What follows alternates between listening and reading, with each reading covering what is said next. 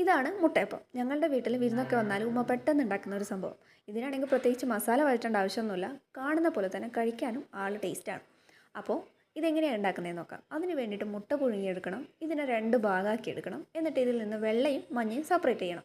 എന്നിട്ട് മഞ്ഞയിലേക്ക് കുറച്ച് സവോളയും പച്ചമുളകും മല്ലിയിലയും കൂടി ചേർത്തിട്ട് മിക്സ് ചെയ്തിട്ട് ആവശ്യത്തിന് ഉപ്പും കൂടി ചേർക്കണം കേട്ടോ. എന്നിട്ട് മിക്സ് ചെയ്യാം.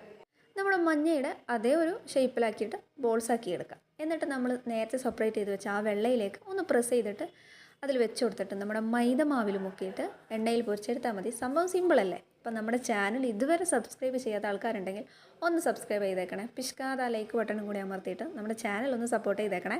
അപ്പോൾ വീണ്ടും നല്ലൊരു വീഡിയോ ആയിട്ട് വരാം. ഇതേ സിമ്പിളാണ് പണി. ഇതേപോലെ എണ്ണയിലിട്ടിട്ട് 2 സൈഡും ഒന്ന് ചോന്നതിന് ശേഷം പൊരിച്ചെടുത്താൽ മതി.